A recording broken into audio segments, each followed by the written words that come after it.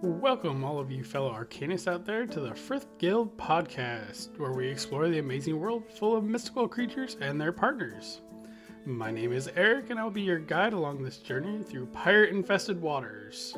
So you better strap on your swords and get ready to defend the seas from evildoers.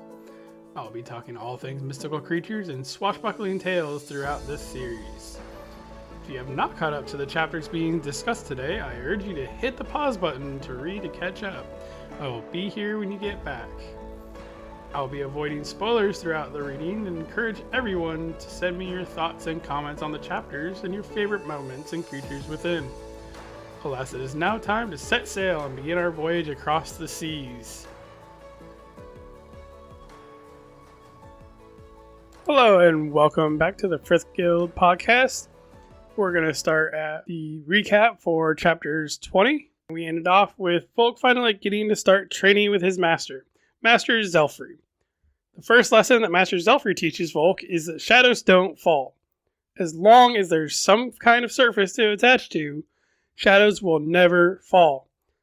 Zelfrey demonstrates this, and Volk shows him how quick he can learn by making his nosebleeds trying to shadow step. Well, the second try goes a bit better, and he actually does go onto Gentle's Fin, where he meets a plague-ridden siren.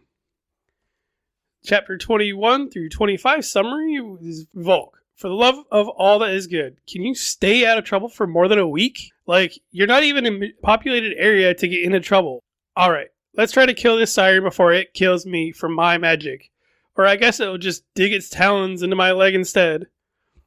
Master Ruma finds Volk and goes all big monkey smash on the siren and kills it instantly before it could spread the plague.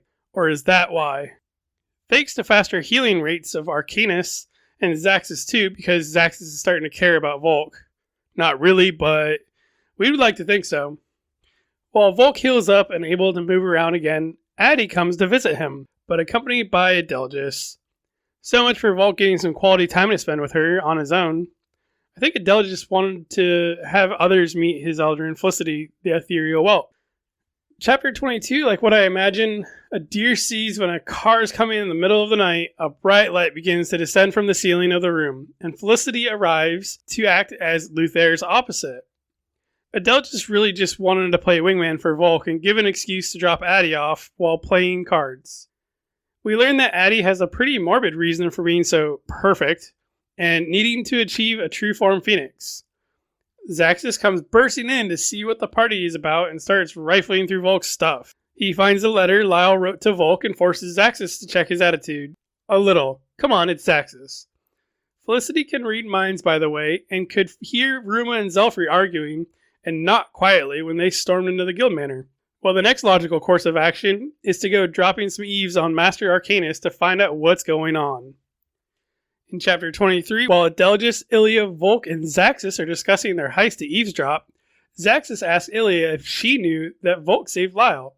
And she not only knew, but also drops a bombshell on Zaxxas by telling him that Volk is the one who suggested telling Zaxxas how to capture Star Moss.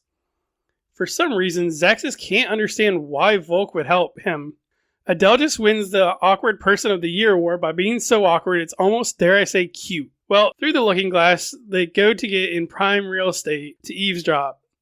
And man, are they getting all the real details about everything now. Outside of Ruma's comment of wanting to use his own apprentices as bait to find the pirates that are trying to infect everyone with the plague, Zelfrey is the one really sounding like the bad guy here. In Chapter 24, alright, I'm glad that they didn't get caught leaving Ruma's room. That would have been really awkward. Good thing that it's only Ruma's apprentices that are going to be used as bait and not Zelfrey's. Volk, Ilya, and Adelgis can sleep well at night now that they know they are out of harm's way. Wait, why is Journeyman Rio knocking on our doors?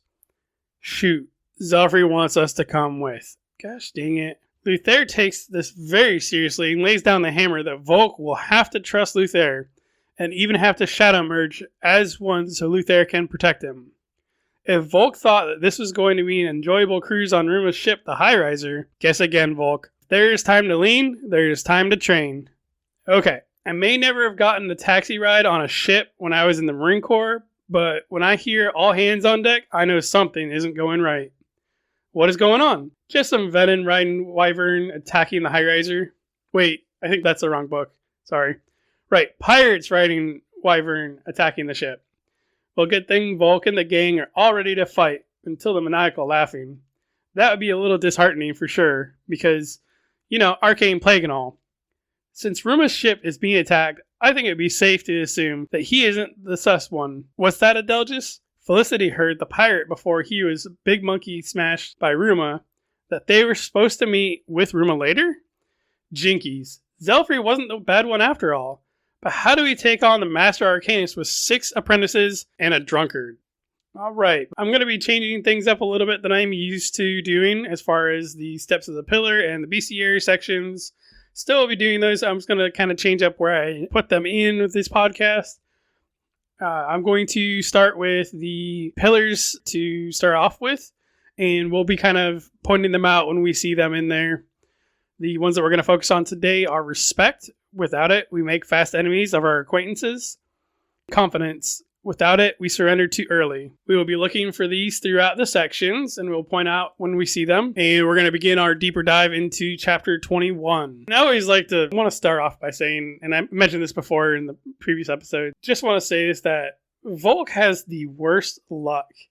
I mean, don't get me wrong, he still becomes an Arcanist, and he still bonds with Air, and still has quite a lot of great things going for him as far as being an Arcanist goes. But he started out as a gravedigger. He almost died before he bonded. He gets hurt when he uses his magic, because he's second bonded. And again, it's amazing that he's bonded nonetheless. And he actually manages to use magic successfully and then walks into a plague-ridden creature. Like, what the heck? Why can't this kid get a break? But I will say that I actually really do enjoy that Volk is not handed everything, and that he has to struggle so much, and not in a sadistic way, and by no means am I trying to say I'm glad to watch him have to struggle and work towards these things harder than anybody else. I think that this actually makes his character even better because of the struggle that he has to go through, because of the adversity that he has to go through to become such a good Arcanist. This is one of those things that I think I probably most enjoyed about this book and series, because everything does not just go his way all the time. More often than not, things do not go his way, and it happens to work out in the end. And by no means in any kind of lucky way. So, as I digress, first time we see in chapter 21, we are facing the plague-ridden siren. This is the first plague-ridden creature that we're going to see that has actually consumed enough magic, as the siren actually grows a second set of wings from its back, but they're described as not normal wings. These are absolutely grotesque, and they're covered in a bloody membrane. It's definitely not a good, in a good manner, I guess, is a good way to put it. So as he's trying to fight this plague-ridden creature, he does get injured. The siren digs its talons into him, and luckily Volk is able to use his magic to at least stun the siren just long enough for it to release him. And then Ruma actually comes down and ends up killing the siren and getting Volk back up on the top side to the shell of the church of Gentle. And again, this is one of those, not trying to just completely, totally fanboy here, but another thing I really do enjoy is that because they have magic, they're able to heal faster. That is just a great thing to put in there, that they're able to heal faster. Obviously, they can't heal if they get killed immediately, or they sustain too much damage over time. But again, for them to be able to actually heal on their own and faster, and especially with the aid of like Zaxxas, where he has a phoenix and he can heal people as well because of his abilities with a phoenix, that I really did enjoy this. And I have to admit that for pretty much any other series that I've read outside of this, after I've read this series, I forget that it's not normal for other people with magic to heal this fast. I actually recently read through the Fourth Wing and Iron Flame books from Rebecca Yarros, and I kept thinking like, well, don't they heal really fast? They got magic, like they should be able to heal really fast. And then again, I have to remind myself like, no, actually they don't. They don't heal fast at all. That's just in this series, and again, that's one of those. This is something I've really loved in this series is their ability to heal because of their magic. After Zaxxas does his part in healing Volk, Master Zelfrey actually comes over and Ruma kind of tries to, hey, I found him. And Master Zelfrey was like, hey, get away from him. I don't care what's going on. I don't care what happened. I want you the heck away from my apprentice. Master Zelfrey takes Volk back and basically tells him like, hey, you're going to go rest until you are fully healed. I do not want you to be doing anything else other than healing. And moving away from the two Master Arcanists, there's definitely a lot of tension between them. This is something that we have to look out for later on. I'm going to kind of touch on this pillar of respect again, because there's definitely a lack of that between these two. And it's not even personal respect, but respect for each other's positions in the guild. No matter what, if the people at the top end of the food chain don't get along, then it's going to be a very difficult time keeping everybody in order and on track to accomplish whatever they need to accomplish, because they see the top people bickering and not respecting each other. So why are the lower to people going to respect them? I saw this quite a lot when I was in the Marine Corps myself. When I was a sergeant in E5. No matter what, there's sergeants that I had, we respected each other. We agreed with it. Didn't always agree personally, but we always made sure that if we had disagreements, we were going to have that taken care of outside of the situation itself, and we're going to make sure that it wasn't going to impact what everybody else is seeing out of it. Addie and Adele just come over to check in on him after 2 days of Volk healing, and Volk actually, not only did his wounds heal, but the bruising from his wounds healed as well in these 2 days. And again, you got to remember, he had talons, I would say several inches of talons going into his leg. So it was a deep cut or deep wound. And again, for that to be completely healed in 2 days, and again, thanks to Zaxxas as well. But, again, because they are Arcanists, they heal faster in general. Adelgis and Addie come over to see how he's doing. And originally it was Addie, the one that knocked on the door. And Volk got so excited because he's been wanting to have a conversation with Addie. Volk is so excited because he's wanted to have a conversation with Addie. He just doesn't think that he is, not necessarily saying he isn't good enough, but he just doesn't know how to deal with this, how to be an adult and interact like this. He's got a crush on her, obviously. He wants to have a conversation and get to know her better and hope that she wants to get to know him better. So hopefully it's a two-way street on that front. Then he sees Adelgis standing behind her, and he actually almost closed the door on Adelgis on accident. Adelgis was behind her, and he basically was invited into Volk's room as well. And that's where chapter 21 stops and chapter 22 picks up at. Addie and Adelgis are in Volk's room. Adelgis does introduce them all to Felicity, which is his ethereal whelk, his Eldrin. Felicity is described as having a crystal shell and with coloring of a soap bubble iridescence. Now, Felicity does actually hide in the light, just as Luther hides in the shadows. Felicity can read minds, so I see that Felicity was designed intentionally to be an exact opposite of Luther. I've really enjoyed their character building with all the different Arcanists and all the different Eldrin. I do love seeing the different ways they balance each other out. On the positive note, when Adelgis came into Volk's room, Adelgis did mention that he only intended to bring Addie over so that Volk could talk with her. And Adelgis was only going to stick around long enough to be polite about it.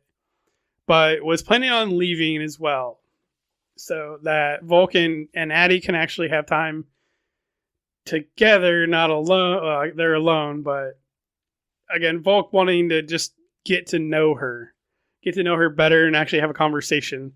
Because imagine being on the Isle of Ruma and Volk even thought to walk up to Addie and try to talk to her. Addie would not have said anything or had any problems with it. She would have probably enjoyed it then either. But you know that anybody on that isle would have stopped him in a heartbeat.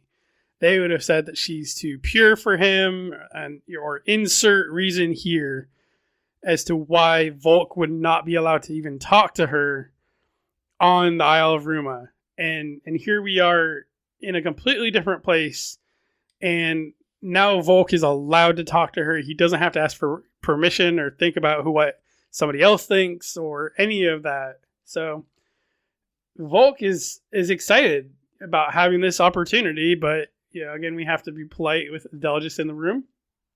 Addie does think of an idea, and she goes and borrows some cards, and they play a game where whoever draws the highest card gets to ask a question. Now, Addie does ask a question, gets the first question to ask, and she asks if anybody has been in love.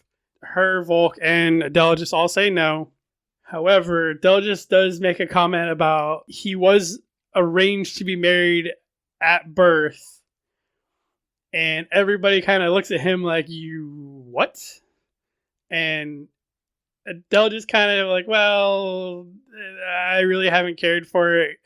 I was sheltered my life. I wasn't allowed to be. I had to be escorted with my mother, or I was locked up in my lab with the lab with my father, or I was at an all boys school. So I really wasn't allowed to mingle with anybody. And he even admits that he has other things to preoccupy himself with other than Addie, because Volk is concerned that potentially he's trying to go after Addie as well. Adele just really reminds me of Sheldon Cooper from The Big Bang Theory. He's honestly, he's more interested in researching and studying and stuff like that than practically anything else to be concerned about. Now, Volk gets the next turn to ask a question. His question is kind of quite off, but it's, what would you like to be most remembered for? Adele just responds with, I want to be remembered as a great researcher, and I've uncovered these many secrets, and this, that, and the other, along the lines that we would expect. Addie responds with essentially that she needs to be prim and proper, and she needs to be perfect so that she can achieve her goal of becoming a true form phoenix. I like that Shammy Stovall did put this in there, and it's not Addie's goal to become a true form phoenix arcanist. It's Addie's parents' goal of her becoming a true form phoenix arcanist. The big stretch, or the big reason for this, is she's got several family members that have passed, unfortunately, in unfortunate ways. According to myth or legend, or however they want to say it, that true form Phoenix Arcanist can resurrect people from the dead. I don't know about you, but I wouldn't be the one to want to bring somebody back that's been gone for very long. And all of a sudden, Genie from Aladdin comes back into my mind of, one of the three things you cannot wish for is, bring somebody back from the dead. It just doesn't work very well. So let's not do that. That's how zombies are started. We don't want zombies. As Volk finishes his answer of, I want to be a famous swashbuckler and be known throughout the world as this great person, who barges into his room? None other than Zaxxas. Surprise on that. He goes in, he starts talking about their game, is kind of making fun of them, and they basically ask him the same question, what would you want to be known for? And Zaxxas gives almost a word-for-word response that Volk gave. Once we find out that Zaxxas has almost the exact same reason for wanting to be a good arcanist as Volk, we kind of actually see like a good side of Zaxxas for once. Until Zaxxas starts kind of going through Volk's stuff and stumbles on his box that Lyle gave him. And at first, Zaxxas thought that Volk stole it, and as soon as he upturns it, a bunch of coins fall out, and Zaxxas is like, yeah, you definitely stole this. But he sees the letter fall out, and he reads it, and he reads it again. You know, he reads it twice or 3 times just to be sure that he knows exactly what he read. And Volk just kind of picks up the money and puts it back where it belonged, and put the letter back in. And this is kind of that first time where you see Zaxxas not intentionally trying to be a jerk to Volk. And I think after finding out truly what happened at the end of Smire, I think Zaxxas is kind of starting to click that Volk isn't the kind of person Zaxxas thinks he is. After this, Adele just tells us that Felicity can hear Master Zelfrey and Master Ruma arguing. Going back to what I said previously about respecting each other, it doesn't matter. If you're in a teaching environment, you cannot be disrespectful towards your peers. You have to stay respectful no matter what, because as soon as you start becoming disrespectful to your peers, you instantly lose respect from anybody below you. They're hearing everything that Master Zelfrey and Master Ruma are arguing about as they're walking through the guild manor until they get through that locked door that Volk found. They're curious, so they want to figure out what's going on, and the whole we want to know what they're continuing to argue about. So Adelgis and Zaxxas actually decide to plan a heist on going to listen to what's going on. Volk, being the smart man that he is, makes a good play and goes to get the person that can teleport. So he sends Luther out to go grab Ilya, and she appears. And so then they're like, okay, we're going to go do this. We're going to go spy on them before we can't hear what they're saying. Talk about confidence in your abilities. And again, going back to the pillar there, they have a heck of a lot of confidence and a lot of guts to go spy on their own masters. They start heading out to the illusionary window that Volk climbed out of previously. As they're outside of this window, Zaxxas kind of takes this opportunity as a, hey, Ilya, did you know that Volk saved Lyle's life in the Endless Mire? And Ilya's like, oh yeah, totally did. How did you not? Again, Zaxxas has shown that he didn't know everything. And at that point, Ilya took it one step further, and she was like, oh, Zaxxas, by the way, Volk was the one that gave the idea about using a light source, or basically using foresight to catch a star moth. Volk was the one that wanted to actually come and tell you, but he knew that if you weren't, if he went to do it, you weren't going to listen and probably wouldn't even be here right now. So you better start taking this, respecting Volk a little bit. They decide that they're going to send Nicolin up into Master Ruma's window to make some way for them to get in. Nicolin finds some rope. He throws it out the window. As soon as the window opens, they can see it. They can all see it. They start climbing up the rope. Volk was like, you know what? I think I'm just gonna shadow step in. I have the confidence in my abilities. I'm gonna use this opportunity to show what I'm made of. This is one of those moments that Volk shows that even though he could have just simply just climbed up the rope, but no problem at all. Even though he could have just climbed up the rope, he decided he's going to use his abilities, he decides that he's going to shadow step into that room. This is something that I really, really, truly love about Volk's character. He doesn't necessarily, he has moments where he's actually a very clever person and does a very good job at using his brain. But there are times where I just want to kind of smack the boy upside the head and be like, what are you thinking, man? Because this is not the opportunity to use your, to test your magic, your abilities to shadow step up into that window. And the only reason why I say this is he's a brand new Arcanist. He doesn't have controls over his powers yet. Shoot, 3 days ago, he ended up accidentally shadow stepping onto Gentle's fin. Like, from the top of her shell to her fin. I can only imagine that's quite a huge distance for the fact that they have a 1,000-foot wide pool or lake on the back of this sea turtle's shell. However, it works out for Volk. that he doesn't shadow step any further than he has to, and he comes out in Ruma's room right next to everybody else. And so they all go down and start listening in on the conversation. Zaxxas notices that Volk's nose is bleeding again. I think Zaxxas at this moment comprehends what it costs Volk to use magic. It's not as simple as just using it and that's it, and getting worn down naturally. It physically hurts him because, again, he's got this bloody nose.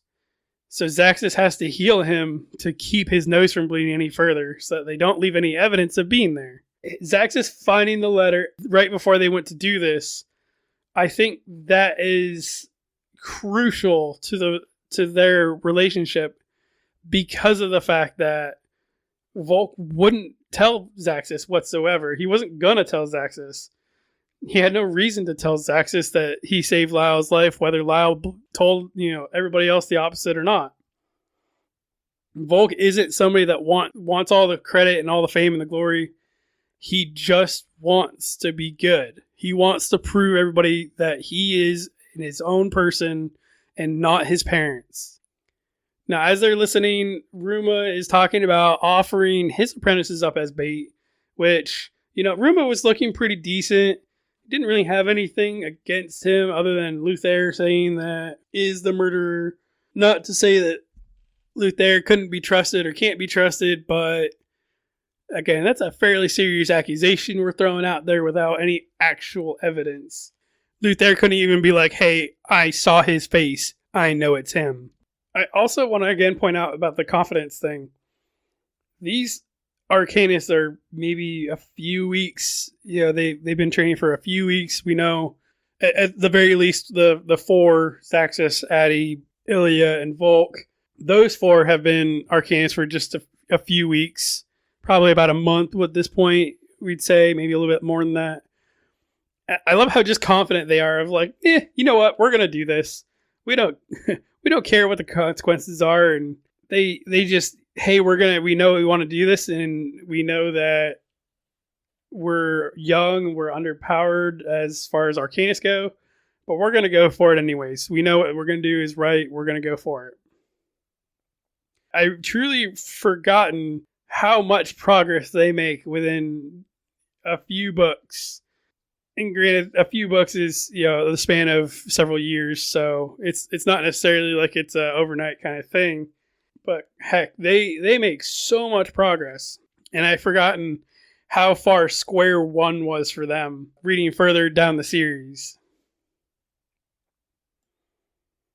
I also want to talk about how much I really do enjoy this particular guild.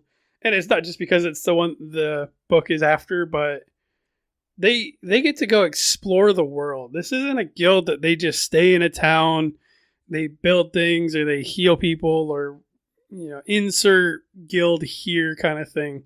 They get to go explore. And granted, they're going out and taking care of business too, so it's not like they're just wandering around aimlessly.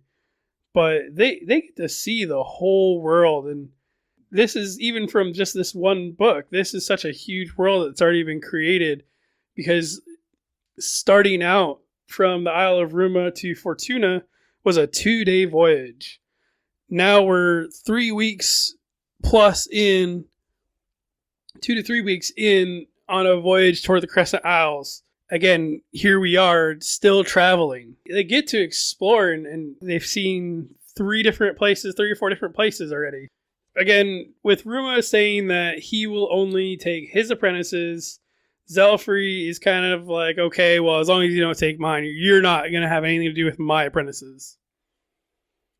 So it's a good thing we don't, Volk doesn't have to worry about it, Ilya doesn't have to worry about it, or Adelgis, because, Ruma's taking his apprentices, and that's it. JK, Zelfrey's going to take them with it. And I think this is where we see Zelfrey kind of changing roles, because up until this point, he's been looking pretty suspicious. He's always drunk. He's always just firing off the hip with what he says. He doesn't have the best of reputations, especially because he had the last 2 Phoenix Arcanists, and he's going to this area that they lost these Phoenix Arcanists at previously, so we know that they're not, that Zelfrey isn't the best person. But again, with Zelfrey saying, no, I'm going to go with and bring my apprentices with, I think that's that first cue of, hey, look, something's going on and I want to be there with it just in case. Just in case, so that way if Ruma's apprentices get into trouble, I can help. Especially with Ruma wanting to use them as bait. Before Volk can actually get out of the door, Luther has a heart-to-heart conversation with Volk, and Luther is just basically talking about how he should have been with Mathis before, and when Mathis did die, he should have been there with him to die with him. He basically tells Volk that, if worse comes to worst, I will do what my purpose is, and that's to protect you as a suit of armor. I am not just a suit of armor, I am your suit of armor. This is where, there's been lots of little things that Volk has been doing that Luther has been noticing and has realized that he's a lot more like a knight than what he originally thought when he first bonded with Volk. And this is also showing that Volk and Luther are growing closer. So realistically, his power shouldn't hurt as much. It's still going to hurt. It's still going to have a problem, but they're working towards becoming bonded truly. And I do like the symbolism of them working as one. With Knightmares, when they're bonded with their Arcanists, they live and die as one. If one dies, they both die. Now, at the dock where the High Riser is set up to set sail, Zelfrey has Ilya use her magic and her abilities by teleporting things. She teleports a box 2 inches, and Zelfrey's like, that's actually more than I was expecting. Now, I'm not saying that, everybody should get a round of applause or a clap on the back or whatever for every little itty bitty tiny thing that you do. But these are brand new Arcanists. Give them a little bit of something here. A little bit of positive reinforcement will go a long way. Not just to show some a little bit of empathy, but just to make them feel more confident in themselves that they're going the right direction with things. So, I mean, he teaches how he teaches, and it's one of those, if it's not broke, don't fix it kind of things. We see Hexa coming up with her Eldarin, Raisin, her Hydra, and she's described as walking up with Raisin in her hands, and I can't help but think of Misty from Pokemon carrying Togepi, and that's how she's carrying this Hydra baby. It's not going to be too long that Raisin's going to be big, small enough to be able to be carried like this, but still, again, my headcanon of her carrying Raisin like that, it puts a smile on my face. We're going to talk about Raisin since we had talked about Felicity. Raisin is described as having one head, having stumpy, lizard-like legs, scales that curved at the tips, and fangs that went all the way to the back of the throat. This head has gold eyes, and that will be important later on for other Hydras. While they're on the ship, they notice something on Ruma's belt, and Ruma's like, oh, this is the Rizzle pelt. I brought this along as a lure to get the pirates to come find us.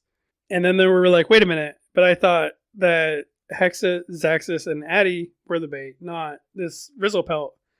And isn't that kind of weird that you have a Rizzle pelt that came from the island that Mathis died at and Nicklin came from? So, isn't that kind of suspicious? So during the voyage, Zelfrey does continue to push Volk in his training. What I take away from this is that Volk is a very humble person. He's all of 15 years old. He doesn't complain about being hurt, being worn out. He takes more breaks than the rest of them because of it, but he doesn't complain about it. He doesn't moan and whine and say, oh, this is poor me, poor me. He does get little pep talks from Luther, which Luther is like, hey, we need to train as much as possible while we have the opportunity. And Volk listens to that, and he will get up and, continue to train. But he doesn't stop there and, throw his hands up and down saying, why me, poor me, poor me. So chapter 25 starts off as they're nearing the Crescent Isles, and Volk is making more and more progress, aligning himself toward Luther's goal of, becoming more similar to Mathis and to potentially be avenging Mathis's killer. Volk is showing more and more signs of his, acting very honorably, and if we didn't know any better, we would say he's a knight. He does fit the perfect bill of being Knightmare Arcanist. His morals are very sound. He doesn't complain. He puts in the work. He's all about working together with everybody. So while sailing, they do come across a ship that is further out from them. They are looking at it, and they can hear some very maniacal laughing coming. We see that there are some wyvern coming to attack them with their Arcanist on their back. And we'll quickly describe them again as, don't want anybody to be confused between a wyvern and a dragon. A wyvern is described as having 2 back legs. Its front 2 legs have bat-like wings. It has a diamond-shaped tip on its tail. Dragons have 4 legs. They have 2 back legs, 2 front legs, and wings that grow out of their back. So if you're trying to think of a perfect example of a dragon, it would be Toothless from How to Train Your Dragon. If you want a perfect example of a wyvern, if you have watched the Hobbit trilogy, specifically The Desolation of Smaug and the Battle of 5 Armies, that is a perfect example of a wyvern, is Smaug. These plague-ridden creatures are throwing up fire onto the ship. The pirates themselves actually say that they are only to take the Eldred and not Arcanists. Maybe, why don't they want the humans being injured? That's kind of a weird thought. If they're after power, they're after power. It doesn't really matter where it comes from. Realistically, though, I believe that they were just trying to be the most efficient with what they grab as far as the magic goes, because in order for a plague-ridden creature to transform, become better, however you want to word that, they have to consume more magic. Mystical creatures are pure magic, and that's why the arcane plague affects them so much faster than it does with the Arcanists, because the mystical creature gives the Arcanist magic, and it's very small in comparison to what the actual mystical creature is. Volk starts to fight, and it's actually interesting because he talks that when he's using his magic, he's wielding his terrors or trying to use the shadows, it doesn't hurt him as much. Actually, it's described as doesn't hurt him at all. So I think when Volk is fighting off of instinct at first, that it doesn't hurt, especially when he's fighting with Luther, rather than fighting off of thought. As I talked about earlier with Arcanists being able to manipulate fire or water or wind or insert element, kind of whatever their thing that they can manipulate, it's not just to increase that magic or increase the element that they're trying to manipulate. They can actually decrease it too. So with the fires that are happening on the ship, Zaxxas and Addy are actually both able to not only condense the fire or put it somewhere where they need it to destroy blood so that way nobody gets infected, but they're actually able to put out the fire also.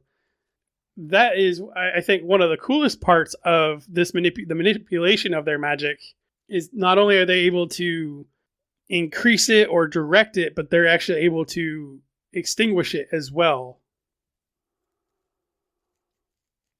So Ilya is going to the wyvern, and she's basically using her teleportation to remove chunks of flesh from these wyvern. And Hexa actually sees this and was like, okay, you know what the best thing would be to do? I'm going to yeet Raisin on top of one of these wyvern, and have it use its poison on the bare flesh that Ilya is exposing to help take down these wyvern. Just imagining this Hydra being yeeted up on top of a wyvern to use its poison against it. So we finally get down to just one pirate. We've defeated the wyvern. We've defeated the other Arcanist. There's just the one left, and Zelfrey wants to interrogate him. But again, Ruma goes big monkey smash and kills him with his lightning. Just before Ruma has a chance to strike him with his lightning, he cries out, Gregory. We don't even hear Ruma being referred to as Gregory within the guild. Not even between Zelfrey and Ruma. And again, that may just be out of Zelfrey respecting Ruma for, by calling him by last name. But I don't even call him Gregory. I call him Ruma. And that's not even something I consciously thought about until just now. Having this pirate that nobody knows of or about, calling him Gregory at the last second before he gets executed, that does give you something to think about, and that's a little sus. Volk meets back up with Adelgis, Hexa, Addy, Zaxus, and Ilya.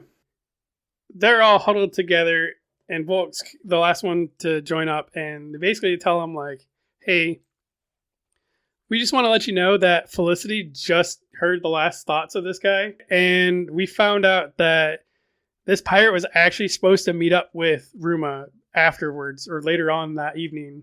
There's definitely something going on. We'll have to wait and find out about exactly what, but we cannot trust Ruma anymore. We know that Luther has to be right.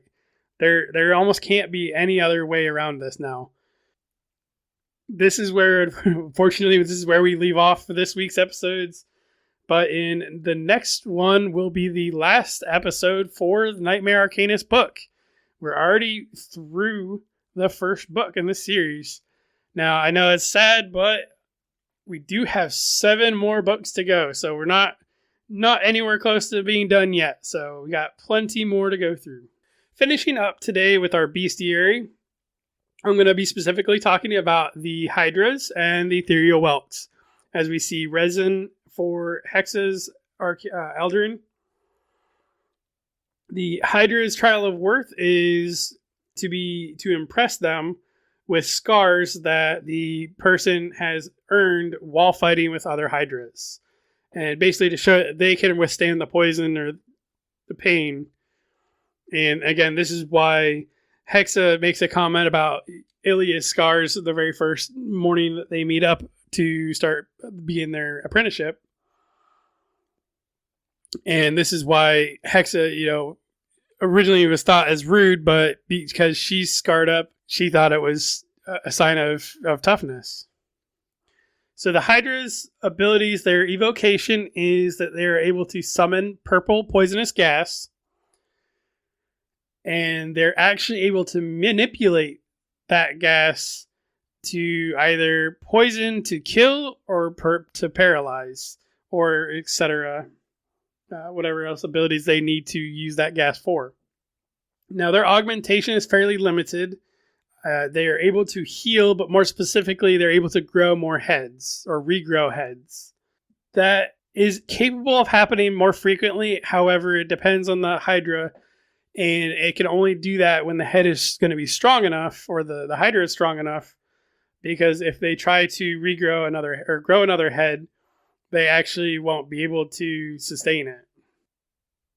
And then moving on to the Ethereal Whelks, we have their trial of worth is going to be overcoming a nightmare.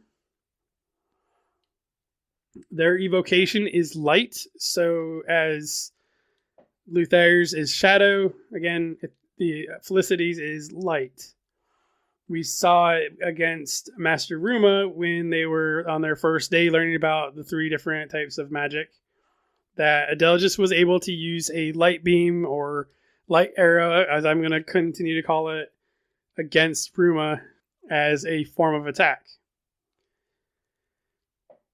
Ethereal Whelk's manipulation, they actually can manipulate dreams, and not just to put somebody to sleep, but they're actually able to manipulate the dreamscape for the person themselves based off of the person's visualization of the dream that they want is going to enable the Arcanist putting the dreamscape there for them.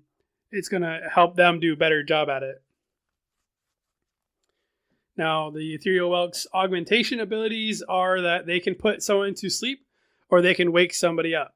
If you're an insomniac and cannot get enough sleep in a day, then this is the Eldrin for you, as they will allow you to go to sleep and wake up at certain times. I do want to thank you guys for listening to today's podcast. I want to remind you that we can be found on Podbean, Google Podcast, Apple Podcast, Facebook, and my email, of course, as well. And my email is frithguildpod@gmail.com. Just about everything else as far as my podcast goes, if you look up Frith Guild Podcast, if I'm on that platform, you will be able to find me. I do also want to remind you again at the end of this episode as well that to not forget that I will be hosting Shamie Stovall herself. And if there are any particular questions that you wanted asked during this interview, please send those questions to me either on Facebook or my email. And please have these sent to me by roughly Christmas or just the day after Christmas is probably the latest I will need those by, as I will be conducting that interview that week. So again, please, if you have questions you would like asked, send them in to me as soon as you can. I want to thank you guys. And again, next episode, we'll be finishing up the Knightmare Arcanist book. Thank you for listening, and we'll catch you guys next time.